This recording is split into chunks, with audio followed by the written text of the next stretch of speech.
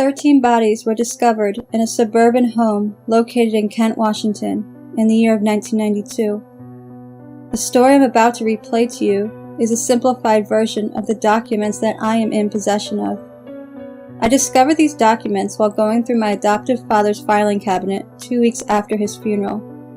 He was the lead investigator for the entire Kings County Homicide Division. October 6, 1992, at 10:48 p.m., 2 Kent police officers responded to a complaint about screams and horrific smells coming from their neighbor's house. First thing they noticed were the weird wind chimes that decorated the porch. The ornaments were compiled of what looked like chicken bones, hung from string, and formed into an odd decorative fashion.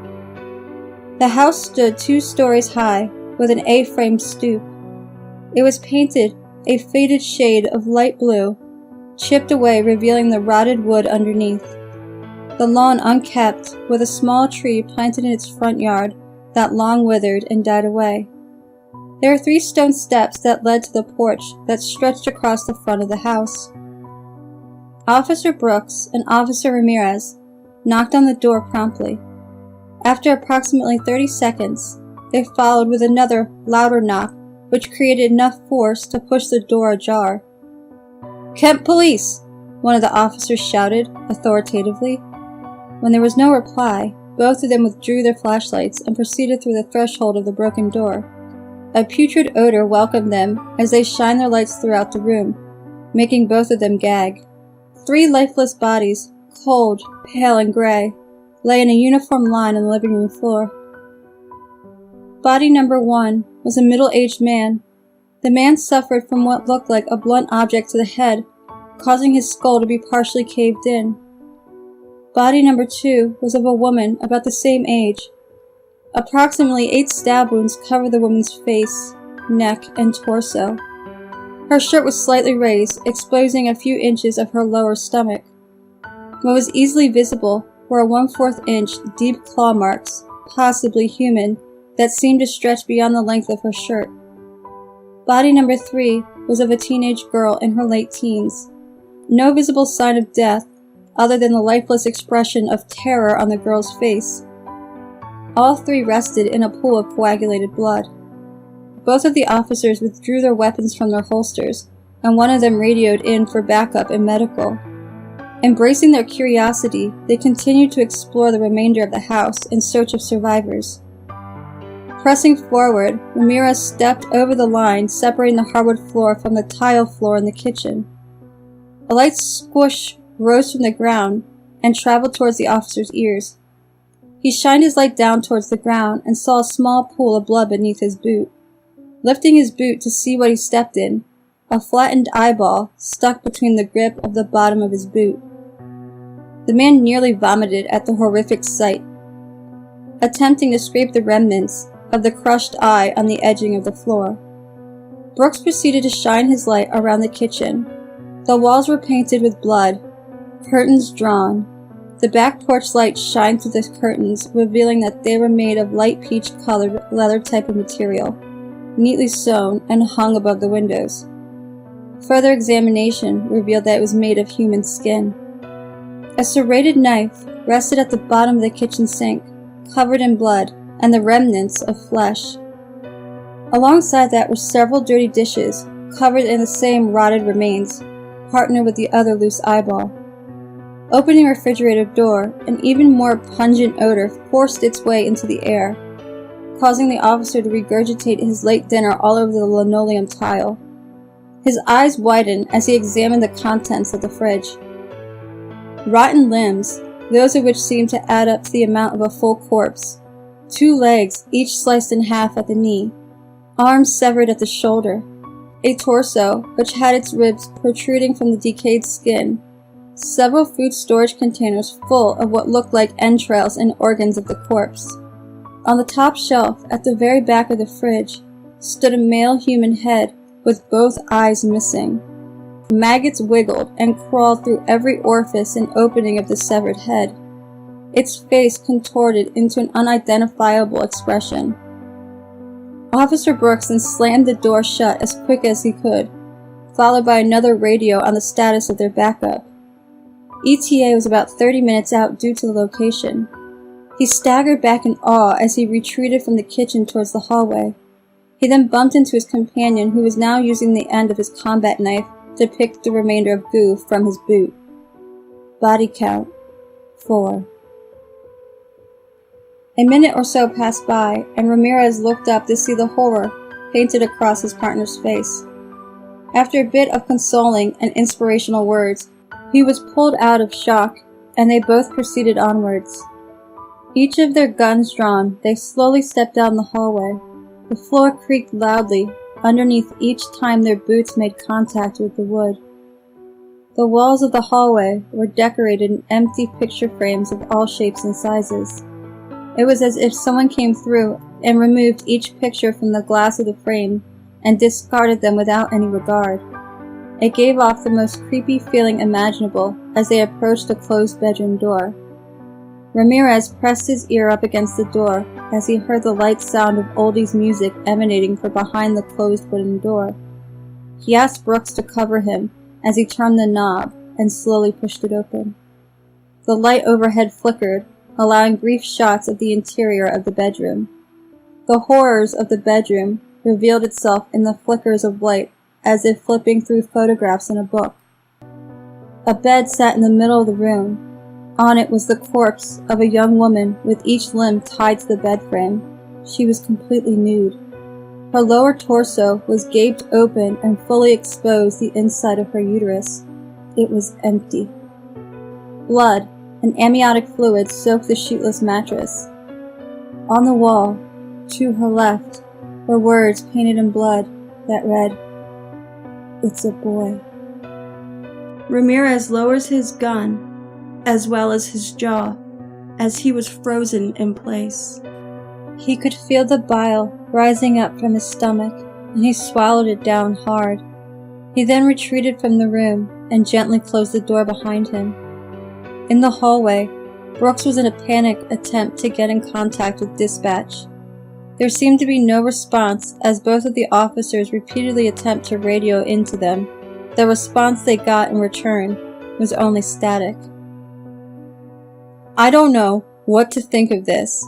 I've been on the force for 15 years, and never once have I experienced something of this caliber," muttered Brooks as he fumbled with the cord to his radio. "I'm starting to feel sick. What kind of twisted fucks would do something like this?"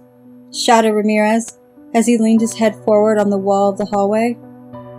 "Let's go. We need to make sure there aren't any survivors. We can't back out now," responded Brooks as he put his hand on the shoulder of his now sobbing partner. Ramirez let out a deep sigh and wiped the salty tears from his eyes. "You're right. We need to keep going," he muttered weakly. The officers turned to the adjacent room and opened the door. The room was lit by a blue screen of an old television. The light illuminated the king-size bed across from it. Now covering their faces with their shirt, Ramirez and Brooks feast their eyes upon the gluttonous sight. A very obese man laid on his back with his head propped up on the backboard. The man was covered in boils, and pus oozed from each one of them. Surrounding him were remnants of what looked like human bones, and blood stained the sheets of his sunken bed. At this point, Ramirez's stomach gave way, and he also ejected the contents of his stomach all over the floor. Brooks stepped forward and shined his light on the man.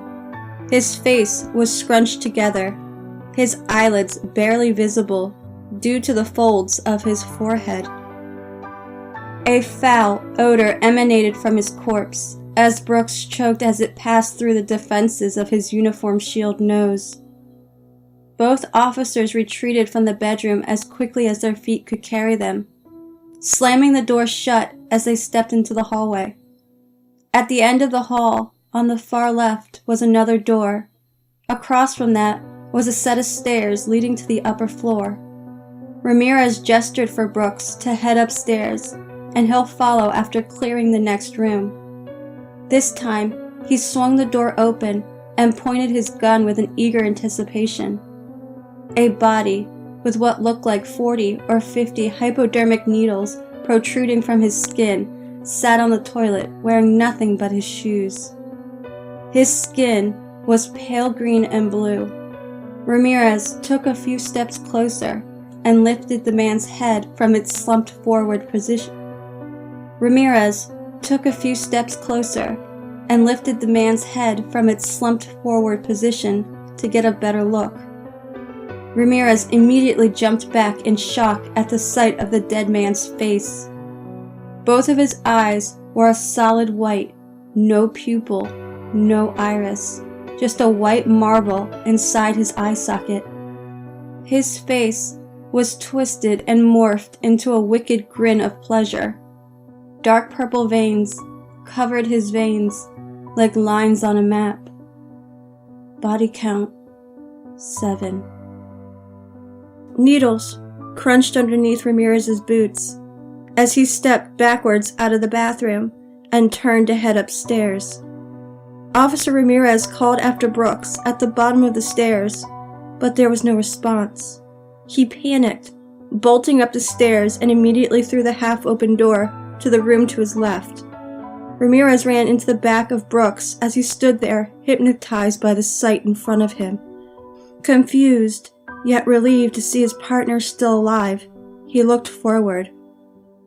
"Why didn't you say anything?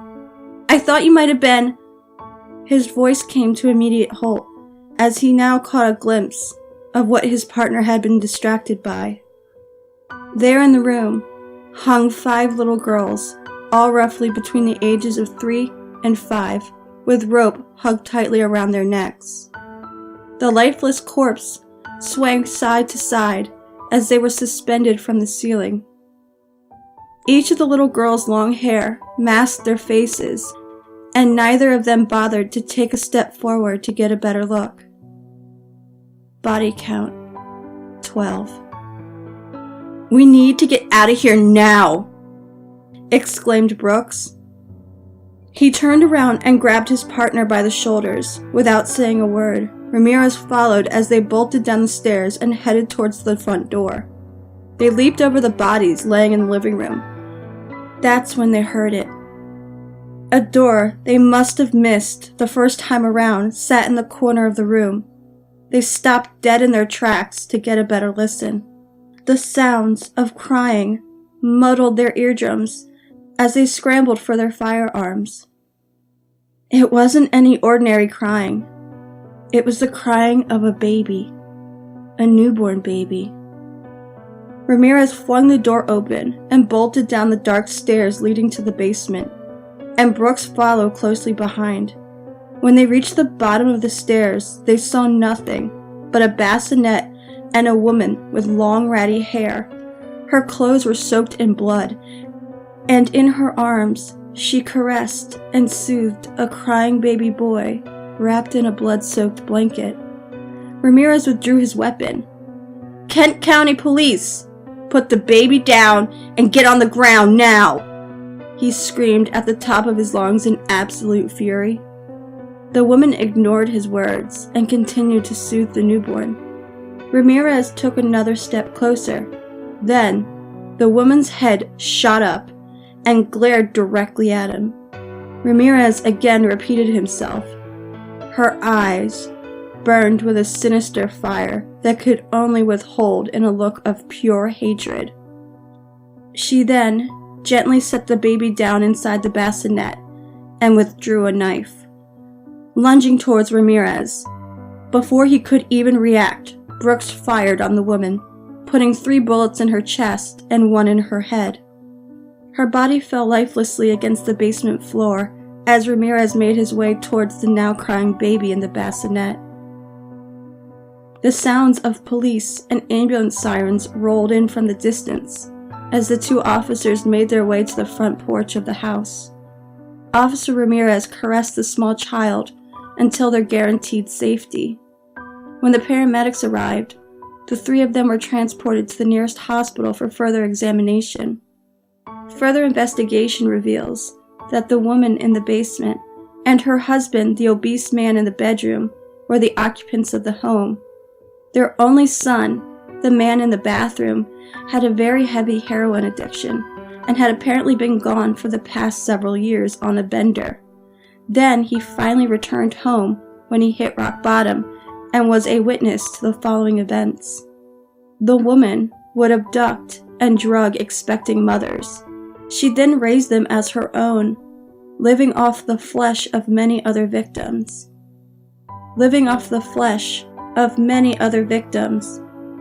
Later, they discovered an endless hole filled with discarded human bones on their property that stretched about 5 acres out into the woods.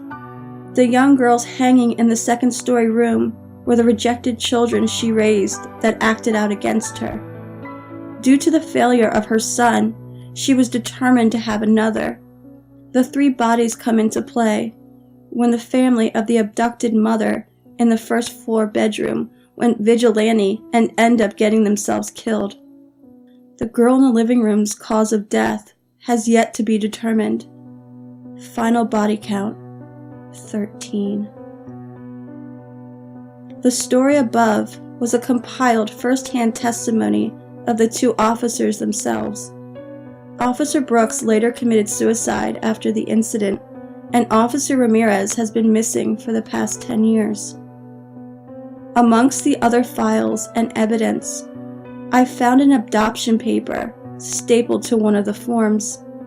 It read my name at the top, and October 6th, that's my birthday. Thank you for watching. I always appreciate the support you show me, and I'm forever grateful for it. Hope everyone had a wonderful day. All my social media information is in the description box below. All the story, music, and image information is below as well. And don't forget,